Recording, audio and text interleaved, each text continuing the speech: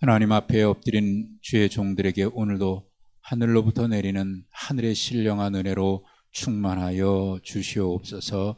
예수님의 이름으로 기도하옵나이다. 아멘.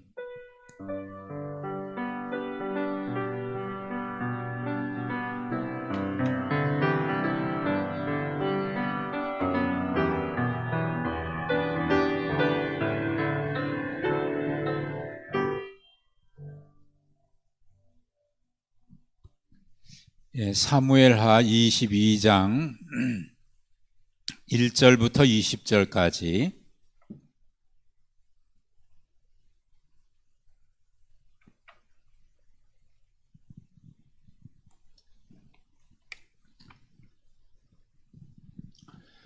사무엘하 22장 1절부터 20절까지입니다. 우리 한 절씩 교독하시면서 주님의 말씀 우리 귀 기울이시길 바랍니다. 한 절씩 교독하겠습니다. 22장 1절부터 20절까지. 여호와께서 다윗을 모든 원수의 손과 사울의 손에서 구원하신 그날에 다윗이 이 노래의 말씀으로 여호와께 아뢰어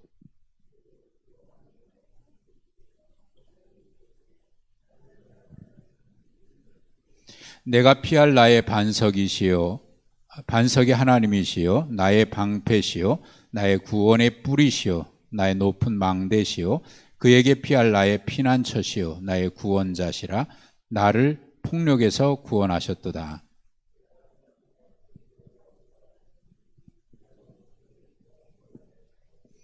사망의 물결이 나를 애우고 불의의 창수가 나를 두렵게 하였으며 내가 환난 중에서 여호와께 아뢰며 나의 하나님께 아뢰었더니 그가 그의 성전에서 내 소리를 들으시며 나의 부르짖음이 그의 귀에 들렸도다.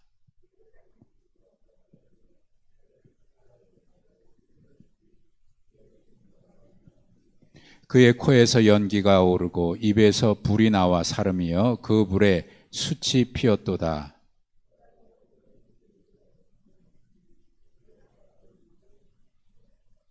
그룹을 타고 나르시며 바람 날개 위에 나타나셨도다.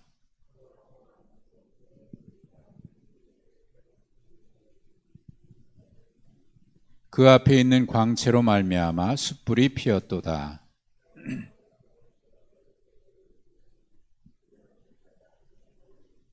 화살을 날려 그들을 흩으시며 번개로 무찌르셨도다.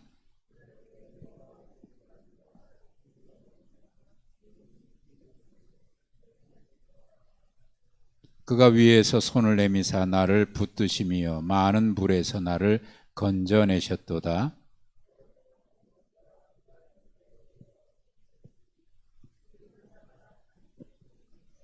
그들이 나의 재앙의 날에 내게 이르렀으나 여호와께서 나의 의지가 되셨도다.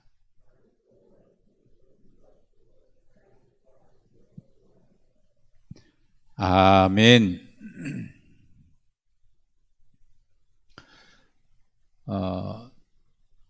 그 사람 사전이라고 하는 책이 있어요. 재미난 책인데 말 그대로 사전이에요.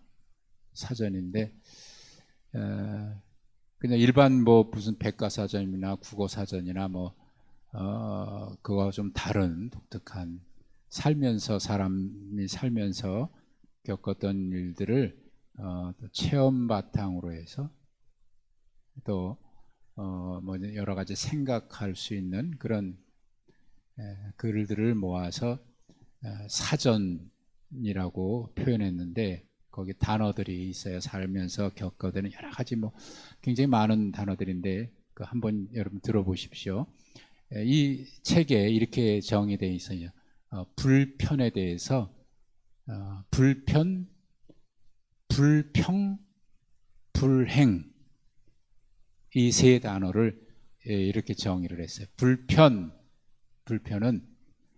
사람이 견딜 수 있는 것, 그게 불편이라고 그랬고요. 불평은 사람이 견딜 수 있는 것을 견디지 못하는 것, 그걸 불평이라 그랬고, 불행은 사람이 견딜 수 있는 것을 견디지 못하는 사람이 견뎌야 하는 것을 불행이라고 그랬어요. 자, 어렵지 않죠? 여러분 어때요, 의미가? 불편은 사람이 견딜 수 있는 것이랍니다. 예. 우리가 좀 불편한 거 있잖아요, 살면서. 불편한 거 충분히 견딜 수 있거든요. 근데 견딜 수 있는 것을 견디지 못하는 게 불평이라 해요. 견딜 수 있는데, 또 이길 수 있는데, 그거 가지고 막 불평을 해요. 그게 견딜 수 있는 것을 견디지 못하는. 불행은 견딜 수 있는 것을 견디지 못하는 사람이 견뎌야 하는 것, 불행이 온다고 말입니다. 재미난 이야기 아닙니까? 근데 가만히 생각해 보면 그냥 재미있는 게 아니에요. 아주 깊은 삶의 성찰에서 나오는 그런 이야기 같아요. 아무튼 이 책은 그런 이야기들이 쭉 있어요. 짤막짤막한 그런 용어를 이렇게 했는데 재미나게 읽고 있어요. 여러분, 견딜 수 있는 것을 견뎌내지 못하고 원망하고 불평하고 하니까 나중에 뭘 견뎌내야 되냐면 불행을 견뎌야 된다는 겁니다.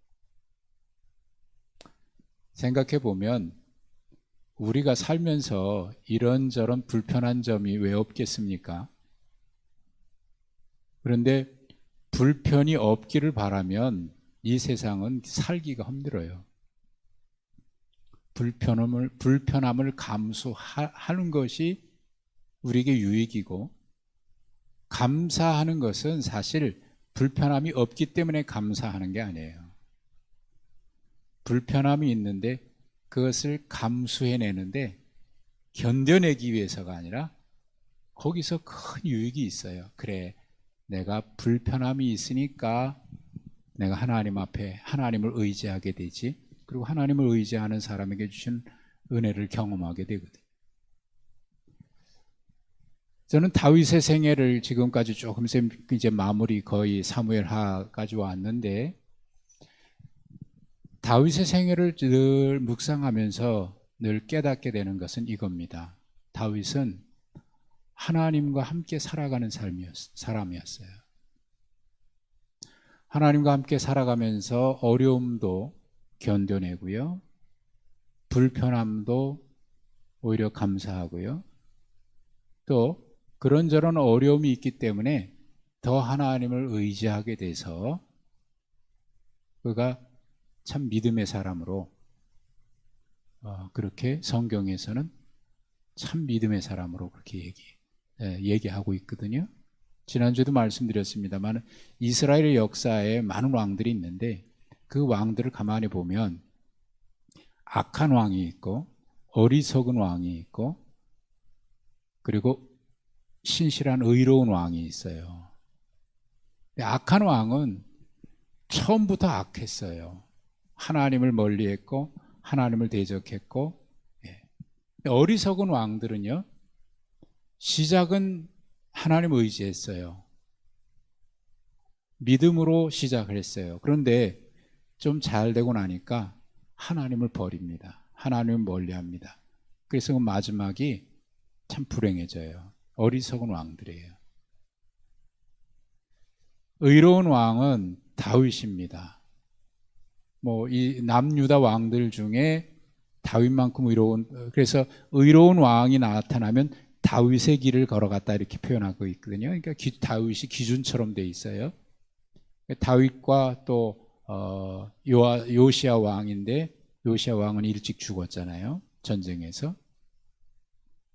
근데 다윗이 의로운 왕으로 성경에는 그렇게 선한 왕을 얘기할 때는 언제나 다윗의 길을 걸어갔다 이렇게 얘기할 만큼 기준이 된 그런 왕인데, 그렇다고 해서 그가 흠이 없다는 게 아니거든요. 흠이 있고 실수도 있어요. 그런데 하나님을 끝까지 변함없이 신뢰하거든요.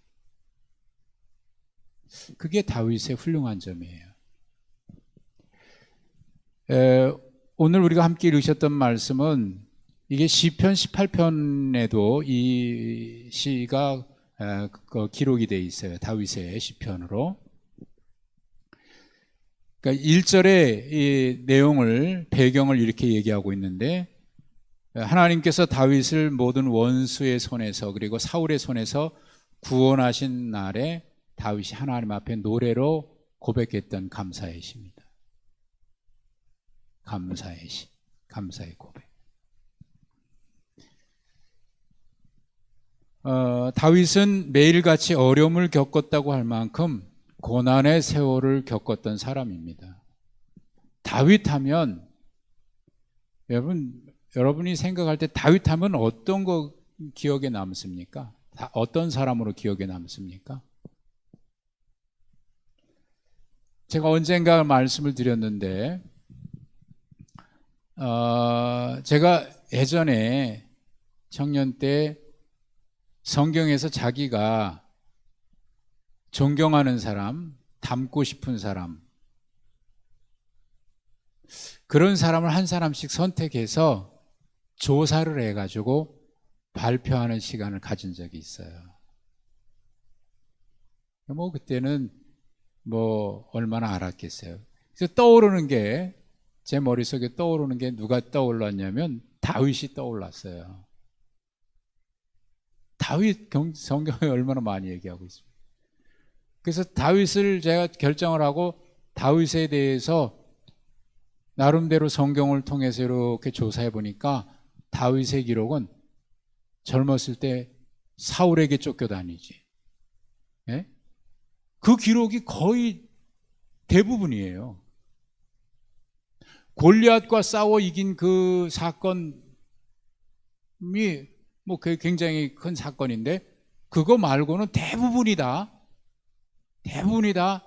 사울에게 도망 다닌 이야기예요. 젊은 시절에 광야로 가지요. 광야의 그 동굴 속에 숨어 있었지요. 그 다음에 자기 나라에서 숨을 곳이 없어가지고 블레셋까지 그 원수의 나라 블레셋까지 도망갔다가 거기서 미친 척 하다가 다시 겨우 살아나오고. 보니까 다윗의 이야기는요, 맨 그런 얘기밖에 없어요. 아유, 잘못 선택했네. 다윗의 시 뭐 이런 거는 깊이 제가 몰랐을 때니까. 그러니까 그만큼 다윗은 매일매일이 고난의 연속이었어요. 그런데 그 고난이 그에게는 아름다운 열매를 맺게 돼요. 그의 시편은 대부분 다 고난 속에서 나온 시예요. 오늘 본문도 역시 그 중에 하나인데, 그래서 거기에 보시면 위에서 세 번째 줄에 제가 이렇게 표현을 했는데, 그가 당한 모든 고난과 어려움이 하나님의 은혜를 경험할 수 있는 은혜의 통로였다. 제가 이렇게 표현을 했습니다. 여러분 어떻게 생각하세요? 이 표현이. 여러분 공감이 되시나요? 마음으로? 저는 이게 공감이 돼요. 그리고 다윗은 실제로 그렇게 고백을 하는 거예요. 근데 이 다윗의 고백이 아니라 저는 이게 이해가 되고 그대로 받아들여집니다. 그가 당한 고난과 어려움이 하나님의 은혜를 경험할 수 있는 은혜의 통로였다. 저는 그것이, 저도 그렇게, 이건 사실 다윗의 이야기를 제가 이렇게 표현한 건데 제 마음의 표현이기도 해요. 저 자신에 대한 표현이기도 해요. 우리가 살아가면서 많은 문제들을 만나지만 하나님의 은혜 안에 있는 우리에게는 삶의 문제가 하나님의 은혜를 경험할 수 있는 은혜의 통로이다. 여러분, 그렇게 여러분도 이 말을 인정하십니까? 이것이 믿어지십니까? 이거 믿어지면 뭐 괜찮은 거예요. 이거 믿어지면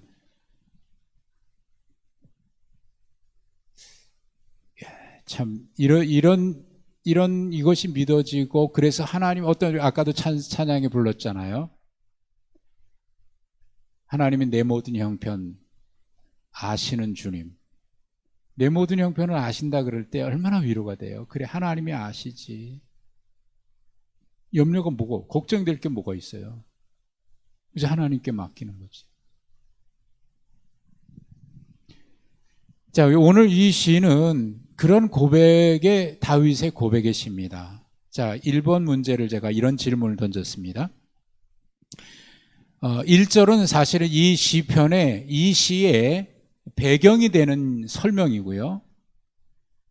실제적으로 시는 2절과 3절에 나오는데, 2절과 3절에 보면은 다윗은 자신이 경험한 하나님을 여러 가지 단어로 표현했어요. 이거는 다윗이 그냥 앉아서 지은 시가 아니고 경험한 시예요. 하나님과 함께 살아가면서 경험했고 느꼈던 것입니다. 그러니까 그가 경험한 하나님을 여러 가지 표현을 동원해서 고백을 했어요. 자, 그거 한번 찾아보세요. 다윗이 하나님을 어떻게 고백을 했는지 2절, 3절 보세요. 뭐라고 표현했습니까? 여호와는 누구라고요? 반석이라 그러고, 그 다음에 요새, 그리고 나를 건지시는 자, 또 나의 피할 나의 반석, 나의 방패, 나의 구원의 뿔, 나의 높은 망대, 나의 피난처, 나의 구원자. 예, 계속 나와요. 계속 몇 가지 나왔습니까? 이게, 근데 여러분, 왜 이렇게 다윗이 여러 가지 단어를 통해서 반석이요, 요새시요, 뭐 이런 다양한 그 단어로, 다양한 그런 어떤 모습이라고 해야 될까요? 어떤 상징이지요? 이런 거로 어떻게 이렇게 다양하게 표현했을까요? 왜 그렇게 한 것 같습니까? 혹시 뭘 느끼세요? 여기 2절, 3절에서 다윗이 고백한 그 이미지는 어떤 이미지일 것 같습니까? 어떻게 다가와요? 반석이고, 요새고, 방패고, 피할 바위고, 이게 어떤 느낌입니까? 네? 어떤 느낌이에요? 느낌이 없으세요? 대부분 다 안전하게 뭔가 보호해 줄 수 있는 그런 거잖아요? 그죠? 바위에 피하고, 반석이 되고, 방패가 되고, 네, 누가? 하나님이. 그러니까 이 다양한 표현, 이미지를 통해 동원해서 다윗이 이렇게 표현한 것은 그가 살면서 겪을 수 있는 많은 고난들, 그가 겪을 수 있는 많은 위험들, 그러니까 사실 예를 들기가 어려울 만큼 이런저런 모든 게 위험이었을 거예요. 그 모든 표현하기 어려울 만큼 다양하게 그가 겪었던 어려움은, 어떤 어려움이든지 그 모든 어려움에서 자기를 가장 안전하게 보호해주고, 지켜주고, 막아주고, 구원해주고 하는 분이 여호와 하나님이다. 그런데 그게 하나의 사건이 아니고요, 살면서 겪는 모든 거예요. 모든 거. 그래서 하나로 표현하지 않고, 생각해보면 비슷한 이미지잖아요. 대부분 뭐를 얘기하냐면 보호거든요. 보호, 지켜줌이거든요. 안전하게 나를 막아주는 거거든요. 그런 거잖아요. 그죠? 그 반석, 요새가 뭐예요? 적의 공격으로부터 안전하게 보호를 받을 수 있는, 적이 쳐들어오지 못하는 그런 것 아닙니까? 선? 나를 건지시는 자, 반석의 하나님, 구원의 뿔, 방패, 안전하게. 이걸 하나로 제가 생각해 보니까 하나님이 자기를 그렇게 지켜준 것이 하나로 표현하기에는 너무나 부족하지 않았을까. 예? 그러니까 표현할 수 있는 방법을 다 표현한 거예요. 그러니까 그만큼 이게 많다는 얘기는 그가 겪었던 고난도 많았다는 생각이 들어요. 여러분 같으면 어떻게 표현할 것 같아요? 예? 여러분은 어떻게 하나님을 표현하시겠습니까? 사실 이거 하루 종일 표현하려고 그래도 뭐 계속 할 수 있을 것 같아요. 다윗은 그거 겪으면서 도망 다니면서 바위 틈에도 숨어 봤을 거 아닙니까? 동굴 속에도 숨어 봤잖아요. 근데 결국은 뭐냐? 하나님이 나를 지켜줬다 그 말이에요. 하나님. 자, 그가 겪었던 어려움이 2절에 2번 문제 보세요. 7절에 이렇게 고백했는데 내가 환난 중에서 여호와께 아뢰며 나의 하나님께 아뢰었더니라고 말하고 있는데 그가 처한 환난은 어떤 것이었을까요? 그가 처한 환난은 그 이제 7절 바로 앞에 나와요. 5절, 6절을 보세요. 그가 처한 환난이 어떤 것이었나? 거기 어떤 것이 그 다윗이 처한 환난에 대한 묘사죠? 5절에 사망의 물결. 그 다음에 불의의 창수. 네? 그리고 수월의 줄이 나를 꽁꽁 얽어맸다 이거예요. 나를 두르고 사망의 올무가 내게 이르렀다. 이게 말로 이렇게 표현한 것이지 다 보세요. 다 죽음과 관련되어 있는 거잖아요. 사망의 물결. 물에 한번 떠내려가면 뭐 불에 타면 재라도 남는데 물에 쓸려가면 아무것도 안 남는다면서요?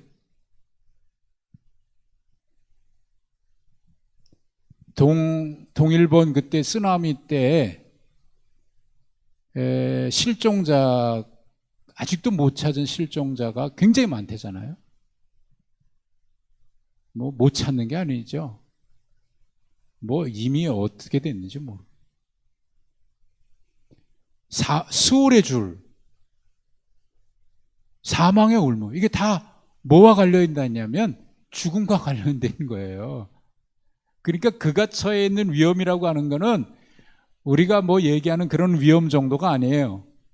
고난 정도가 아니에요. 그냥 죽음의 문턱까지 갔다라고 얘기할 만큼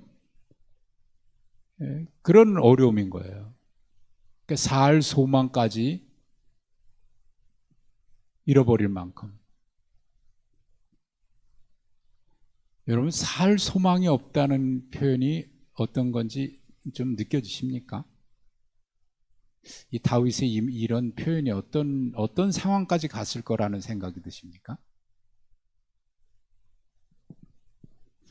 어쨌든 이건 정말 견딜 수 없는 거예요. 살 수 없을 만큼 큰 어려움에 이런 어려움 가운데에서 다윗이 그러니까 이것도 이제 시편인데 시편 18편이거든요. 이제 그 18편에 그대로 이 본문이 있어요. 시편에서 가장 중요한 것은요. 시편을 해석하는 데 있어서 가장 중요한 것은 뭐냐면 이 시를 고백할 때 그 시인이 어떤 상황에 있었을까?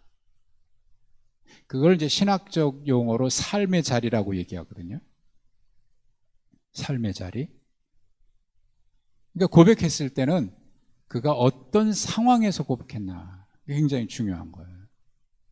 이 똑같은 얘기를 그냥 책상에 앉아서 시를 쓰는 거하고 실제로 겪은 그런 상황 속에서 고백하는 거하고는 느껴지는 게 다르잖아요. 고백하는 것도 다르잖아요. 이게 그 5절, 6절, 7절이 그가 겪어왔던 그 시편 23편에 있는 거로 표현하면 사망의 골짜기를 걸어온 겁니다. 자, 3번입니다. 그런데 2번에서 그런 상황에서도 여호와 하나님께 기도할 수 있었던 이유가 뭐라고 생각하십니까? 그리고 그 기도에 하나님께서 어떻게 응답하셨습니까? 기도할 수 있었던 것은 4절에 보시면 이렇게 고백을 했어요. 4절에 내가 찬송받으실 여호와께 아뢰리니 내 원수들에게서 구원을 받으리로다. 이것이 그의 신앙이에요. 찬송받으실 하나님께 아랜다. 그렇다고 해서 이게 하나님 노래 불러가지고 찬송을 하니까 하나님 그거 받으신다라고 하는 그런 의미가 아니고, 이거는 뭐냐면 하나님이 나의 기도를 받아주신다라고 하는 것에 대한 고백인 거예요. 그러니까 2절, 3절은요, 그가 경험했던 하나님이에요. 그러니까 이런 환난 속에서도 기도할 수 있었던 것은 지금까지 경험해 보니까, 지금까지 하나님과 함께 살아와 보니까 하나님은 어떤 하나님이라고 하는 신뢰가 생긴 것이냐면 이런 신뢰가 생긴 거예요. 아, 그래, 하나님은 이런 하나님이야. 틀림없는 하나님이야. 이게 그냥 입술의 고백이 아니라 경험하고 경험하면서 하나님을 전적으로 이제 신뢰하게 된 거예요. 아, 하나님은 내 기도를 들으시는 하나님이야. 그리고 원수들에게서 나를 구원해 주시는 하나님이야. 그 하나님에 대한 신뢰가 있는 거예요.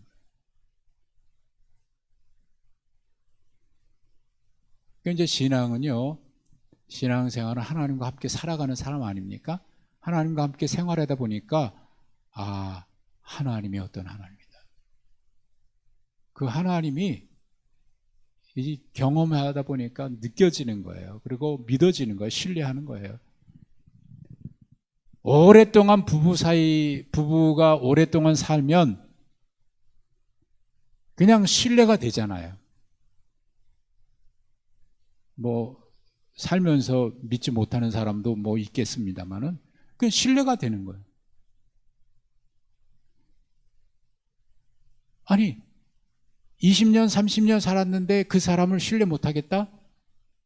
그러면 살면서 그게 얼마나 불행하겠어요? 믿지 못하는 사람하고 사는 게 얼마나 불행한 겁니까?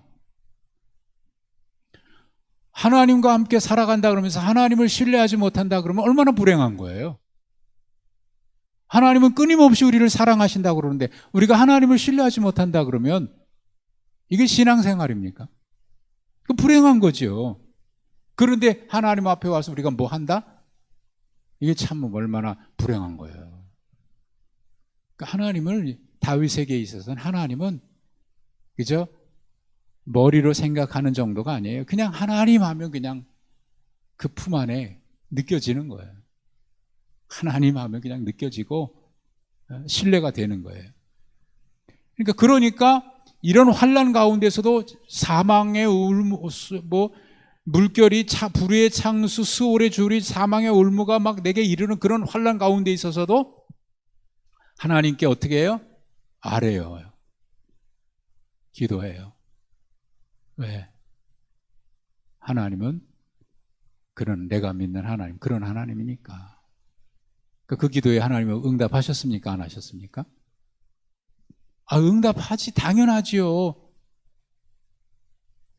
그것을 다윗이 뭐라고 표현했냐면 7절 보세요. 그가 그의 성전에서 내 소리를 들으시며 나의 부르짖음이 그의 귀에 들렸도다. 여러분, 다윗이 하나님께 내 기도가 하나님의 귀에 들렸고 하나님께서 내 기도를 들으셨다라고 표현했어요. 어떻게 알았을까요? 하나님이 내 기도를 들으셨다라고 하는 걸 어떻게 느끼십니까, 여러분은? 여러분이 기도할 때 하나님이 여러분의 기도를 들으신다고 그렇게 느껴지시나요? 기도는 했는데 하나님이 내 기도 들으시는지 안 들으시는지 잘 모르겠다. 혹시 그러십니까? 그렇게 기도할 때 얼마나 답답하겠어요. 그런데 하나님은 내가 기도하면 내 기도를 들으시는 것 같아. 들으시는 것 같아가 아니라 하나님은 내 기도를 지금 듣고 계시는구나. 여러분, 어떻게 그거를 알 수 있을까요? 이루어져야 합니까? 어떤 분은 그래요. 그렇게 하면 마음이 편안해요. 그것을 알 수 있습니까? 그것을 알 수 있대요. 그것도 알 수 있는 것이지만, 그러나 그거 가지고 또 어떻게 알겠어요? 그럼 불안하면 하나님 내 기도 안 들어주시는 건가요? 그건 우리의 감정이거든요. 우리의 감정에 따라서 우리가 판단하기는 어려운 거예요. 근데 다윗은 이게 감정이 아니에요. 지금까지 살아보니까 하나님은 내 기도에 한 번도 거절하신 적이 없어요. 그러니까 하나님을 신뢰하는 거예요. 그래서 예수님께서 믿음으로 구한 것은 어떻게 믿으라고요? 네? 어떻게 믿으라고요?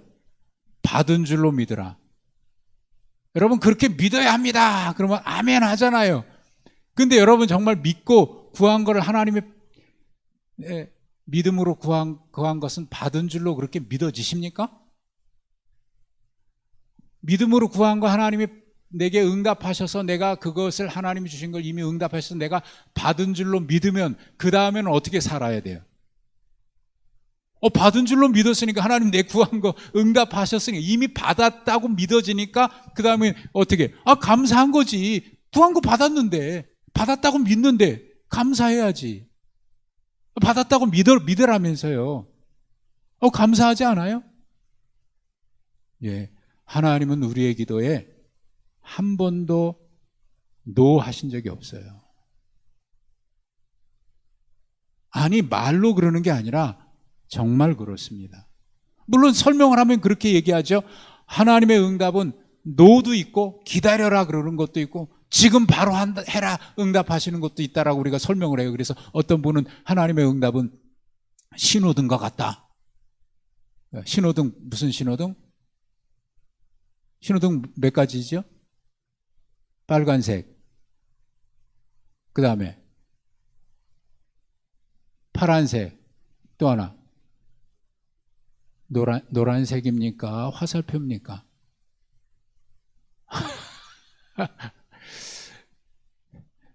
요즘 우리 현우가 신호등 노래 부르면 이렇게 불러요. 건너가는 길을 건널 땐 노란색 안 돼요, 빨간색 안 돼요, 초록불에 건너요, 이렇게 불러요. 맞는데 요즘 이렇게 불러요. 건너가는 길을 건널 땐 초록불 안 돼요, 노란불 안 돼요, 빨간색에 가야죠, 그래요. 그래서 내가 뭐라고요? 그러면 깔깔깔깔 웃으면서 또 일부러 자꾸 그래요. 일부러 자꾸 거꾸로 불러요. 하나님의 응답은 신호등과 같다. 예화로 여러분 많이 들으셨을 거예요. 오케이, 파란불이고 노란불 기다려라, 빨간불 아니다, 아니다도 응답이다. 예, 설명 예화로 많이 들었을 거예요. 그런데 정말 그렇게 믿어지나요? 하나님은 한 번도 우리의 기도에 노 하신 적이 없다고 저는 믿어요. 그게 믿어져요.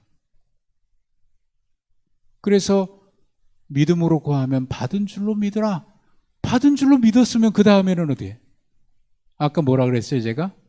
불편은 견딜 수 없는 거, 사람이 견딜 수 있는 거. 불평은 견딜 수 있는 것을 견디지 못하는 거. 불행은 견딜 수 있는 것을 견디지 못하는 사람이 견뎌야 하는 것. 그래 불행이다. 여러분, 하나님이 하나님은 항상 좋은 것으로 응답하시는 하나님이십니다. 왜? 그 하나님은 우리를 구원하신 하나님이잖아요. 아들을까지 보내신 하나님이잖아요. 로마서 8장 32절에 나오잖아요. 고백하잖아요. 그러니까 다윗은 이 성경에 보면 하나님이 내 기도에 응답하셨다고 믿었다는 그런 사람들이 많이 있어요. 그거 어떻게 알았을까요? 어떻게? 그걸 좀 설명해 달라고. 설명하면 될까요? 믿어지는 거예요. 그냥 그분을 신뢰하니까 믿고 안 믿고의 문제가 아니에요. 하나님은 틀림없어요. 그런데 문제는 우리에게 있어요. 하나님은 틀림없이 변함없는데, 약속을 조금도 하나님이 거역하신 적이 없는데, 문제는 내가 하나님을 못 믿어. 내가 하나님을 신뢰치 못해. 그러니까 자꾸 의심하게 되고 불안하고 염려하고 걱정하다 보니까 하나님의 말씀보다는 내 생각이 자꾸 앞서가는 거예요. 이게 옳은 것 같은데 저게 옳은 것 같은데. 예, 저도 그런 적 많이 있습니다. 그런데 이제는 알아요. 하나님은 어떤 하나님이다.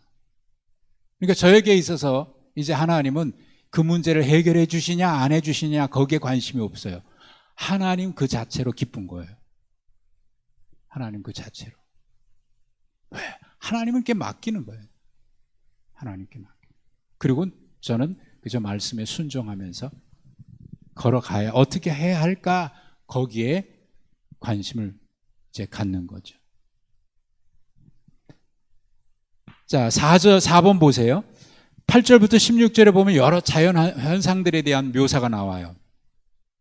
다윗이 이런 자연 현상들을 묘사하면서 말하고자 하는 것은 뭘까요? 자, 8절 보세요. 땅이 진동하고 하늘의 기초가 요동하고 흔들리고, 예? 그 코에서 연기가 나오고 입에서 불이 나오고 무슨 공룡 무슨 애들 영화 뭐 입에서 불이 나오고, 이게 무슨 표현입니까? 하늘을 두리우고 강림하시니 그 발 아래에는 어두캄캄하고 구름을 타고 나르시면 바람 날개 위에 있도다. 이거 하나님의 모양을 얘기한 거 아니잖아요. 하나님이 이렇게 생긴 하나님이라고 묘사한 거 아니잖아요. 나는 연약한데, 뒤에 나옵니다마는 18절에 보면 나의 원수가 나보다 강하다 그랬어요. 그런데 하나님께서 나를 반석이 되고 요새가 되고 막 이렇게 지켜서 안전하게 하시잖아요. 그리고 원수를 물리쳐 주시는데, 하나님의 그 진노가 임할 때 그 원수들이 아무리 강해도요, 여기 나온 거는 하나님의 그 임재를 느끼는 겁니다. 하나님의 임재를 느끼는 거예요. 모든 순간에서 하나님의 임재를 느끼는 거예요. 따사로운 햇빛이 비친다 그러면, 하나님의 사랑이 이처럼 따사롭구나. 바람이 살랑살랑 분다 그러면, 하나님께서 나를 지금 어루만져 주시는구나. 꽃의 향기가 난다 그러면, 하나님이 나를 사랑하는 그 향기, 사랑의 향기로다. 아가서에 보면 그런 표현이 나오잖아요. 꽃향기에 대한 묘사. 그게 하나님의 사랑에 대한 묘사거든요. 하나님의 사랑에 대한 묘사. 그러니까 이 표현을 할 때 왜 이렇게 표현했을까? 이걸 읽어내야지. 이게 뭐지? 하나님이 지금 심판하실 때 이렇게 심판하신다는 건가 보다. 이렇게 또 이렇게 문자적으로 읽어내면 많은 오해가 생겨요. 그러니까 하나님의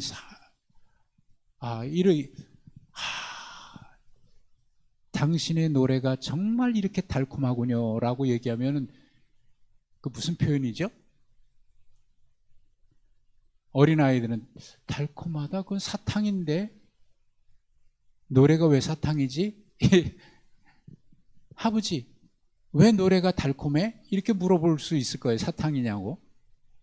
그거는 이제 수준이 아직 고급인 게 안 되죠. 달콤하다라고 하는 표현을 왜 그렇게 했을까요? 하나님의 사랑이 따사롭다라고 할 때 그 표현은 무엇을 얘기하는 걸까요? 하나님이 땅을 흔들었다, 이게 또 무엇을 표현하려고 하는 걸까요? 하나님에 대한. 그러니까 우리 눈이 밝아지면요, 모든 것에서 하나님을 느낄 수 있는 거예요. 성 프란시스코가 새들하고도 얘기했대요. 미쳤다고 그럴 거 아니에요. 근데 그 새 노래가, 새가 부르는 소리가 노래로, 찬양 소리로 들려질 수 있는 거죠. 17절 20절에서 다윗은 이렇게 고백합니다. 17절 보세요. 그가 위에서 손을 내미사 나를 붙드시며 많은 물에서 나를 건져내셨도다. 하나님이 손을 내밀어 건져주셨답니다. 이게 하나님이 실제로 그렇게 잡아주신 건가요? 그건 아니잖아요. 그런데 그것보다도 더 분명하게 느껴지는 거예요. 더 분명하게 하나님이 손으로 나를 붙들어 주시는 것처럼. 어떤 상황이었으면 그런 상황에서 하나님께서 다윗을 어떻게 구원하셨습니까? 예, 그렇게 건져주시는데 18절 보세요. 나를 강한 원수와 미워하는 자에게서 그들은 나보다 강했기 때문이다. 그런데 거기서 하나님이 나를 건져주셨다는 것이 무엇과 같으냐면 마치 내 옆에서 손으로 나를 잡아서 나를 건져주시는 것보다 더 분명하게, 더 확실하게, 예? 더 분명하고도 확실하게 그걸 느낄 수 있는 거예요. 느낄 수가. 경험할 수가 있는. 그러니까 하나님은 여기서 고백하는 다윗의 하나님은 저 하늘 위에 계시는 하나님입니까? 지금 다윗과 함께 계시는 하나님입니까? 어떤 분으로 느껴졌을까요? 다윗에게. 예? 다윗에게 있어서 하나님은 지금 자기와 함께 계시는 하나님으로 느껴지는 거예요. 매우 가까이. 저 하늘 끝에 계신 분이 아니고 저 멀리 계신 분이 아니라 지금 나보다 내 옆에 있는 누구보다 더 가까이 나와 함께 계신 분으로 이렇게 느껴지는 거예요. 여러분, 하나님이 그렇게 느껴지신 적이 있습니까?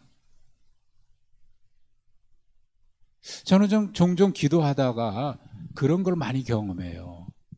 기도하고 있으면 하나님께서 제 옆에 와서 저를 포근하게 이렇게 감싸주시는 것 같은, 세상 평안함이 없어요. 그러니까 염려, 걱정이 눈 녹듯이 싹 사라지는 거예요. 어떻게 될까? 걱정하던 것이 그냥 눈 녹듯이 그냥 사라지는 거예요. 그거 왜 걱정하지?